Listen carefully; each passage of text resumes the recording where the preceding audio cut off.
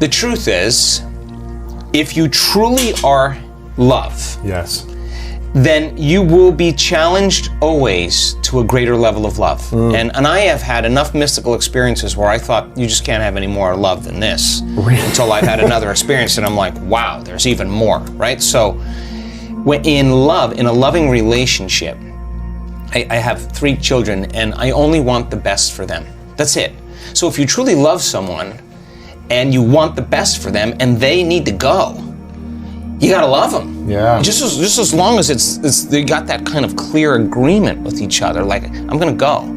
I just gotta go. And yeah, it's gonna hurt, but that's if there's truly love, you would want that for that person, their best, right? Yeah. So then it's not something that we do that is a recipe.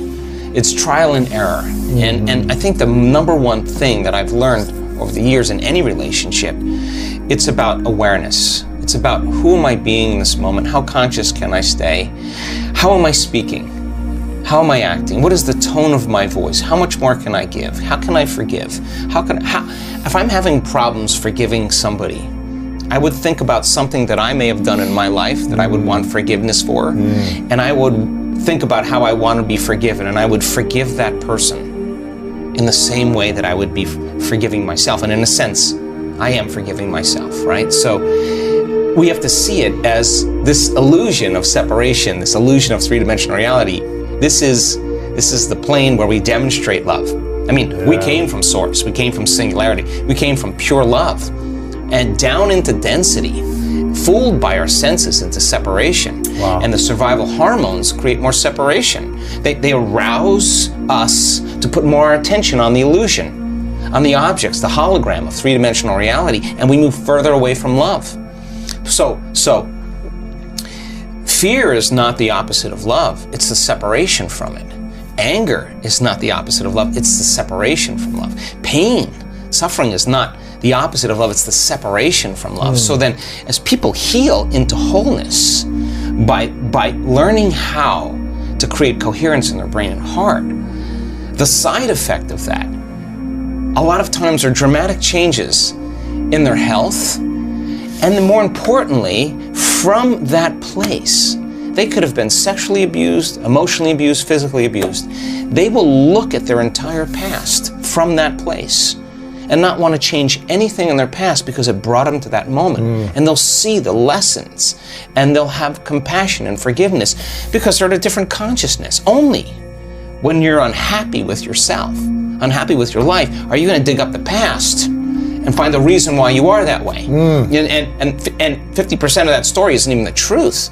You embellish the story to make it sound so hard that nobody can change. Well, I can't change. It was way too hard. And the research on memory is, majority of time people are telling a story that isn't even the truth. To me, they're reliving a miserable life they didn't even have, only to reaffirm their emotional state. So you catch yourself in the midstream. You know, you catch yourself talking and feeling that. You catch yourself, that's a victory. To me, that's a victory. Right. It's because you're going to be in reaction, Of course. We're going to have feelings and emotions. But you asked me, so I react. Yeah, every day. Right. But I get better at it. And I always say, okay, if I was in that same circumstance, with that same person, I got the same or similar news, how would Joe Dispenza show up more evolved? If I don't know the answer to that, I'm going to find someone who had a similar experience. I'm going to read what they did, and I'm going to rehearse that. I'm going to rehearse it in my mind so much so that I'm priming my brain for the experience. Now I want it to happen so that I can. It's not about being right. It's not about being any of those. It's really about my evolution. So then that victory to me creates more wholeness. Yeah. And so that more wholeness means I'm less lack in separation. If I'm less lack in separation, then I'm relaxed in the present moment. And that's the beauty of being alive, is that we want the moment to last. We want to be so present. It's so good. We don't want to leave it. So love, people want love, but what's the sponsoring thought behind that? They want joy. That love brings them joy. People want abundance, but they don't really want abundance. They want freedom. That's what they really want. They want to be able to do whatever they want. They want to have freedom. Yes. You know, people want a mystical experience. No, they want to be blown away. They want to feel awe. They want to be in awe of life. People want to be healed. No, they want to be whole. They want to feel wholeness. They want to feel whole again. So if you're looking for the reason why you want certain things, you want it for an emotion. The emotion is the payoff from the experience. It's the payoff. And then we get to experience it with our senses, and it's greater than we imagined. And I'm telling you, when the reality starts organizing itself to reflect your energy, and it starts showing up in your life, what kind of feeling do you feel when you start seeing those synchronicities? You feel excitement, joy, inspiration. That's the energy you're going to use to create the next one. And so people in our work, this is the thing that I'm proud of. Synchronicities happen daily when you're because your energy is synchronized. Yeah. Your energy is synchronized to a future. So the future that you're seeing in your mind before it happened, and emotionally embracing, so much so that your brain and body look like it's already happened. Well, if it looks physically like it's already happened, relax, because it's going to come to you. So then people in this work do the work every day, and that's the thing I'm the most proud of, not because I want them to do it out of obligation or to please God or do the right thing or whatever the programs have been for thousands of years. They don't want the magic to end. They just like, I don't know what this is, but I'm having these incredible lucid moments. I can't believe I just got this opportunity, and wow, this is happening. And every synchronicity does what? It creates the energy and the belief that there could be more, but they're not trying to control it. They're not trying to predict it. In fact, it's none of their business how it happens or when it happens. If you can predict how it's going to happen, that's the known. Yeah. The unknown is like, I'm so happy, I would never try to control it. I'm not going to leave the present moment. And that's when you're the vortex, to experiences. And so that's the difference between creating as source or praying as source, or creating or praying to source. Separation is begging, trying. Now, you are connected. You feel divine. You feel you are the source.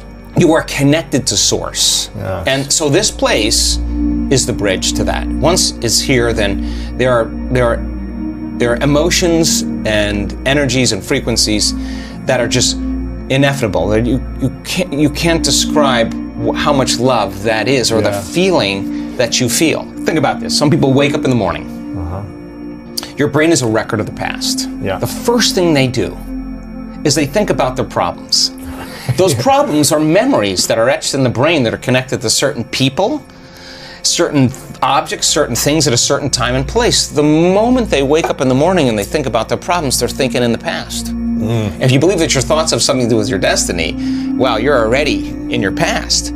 Every one of those problems, since we've experienced it, has an emotion associated with it. So then all of a sudden, they start feeling unhappy. The moment they feel unhappy, now the body's in the past, because thoughts are the language of the brain and feelings are the language of the body. So now that once they go, say that one more time. Thoughts are the language of the brain, feelings are the language of the body. So the moment they start feeling those feelings, now their body's in the past. So now they get back and they started off with a clean slate, and they didn't feel anything, and then they're like, I'm back to feeling unhappy. Okay, I'm back to myself again. So because they'd rather feel unhappy than not feel anything. So naturally, the void of that emotion is influencing, the body's influencing the mind, the brain to think, so it produces the chemicals for it to feel. Some people just wake up in the morning and they don't feel anything, and then all of a sudden they just look for that feeling. Some people need a thought to do it, some people can just bring up the feeling, right? Wow. So then they cling to that emotion because at least it's the known. So some people have emotions that influence thoughts. Some people are more analytical, they have thoughts that influence feelings, but it's a loop, right? It's that cycle of thinking and feeling.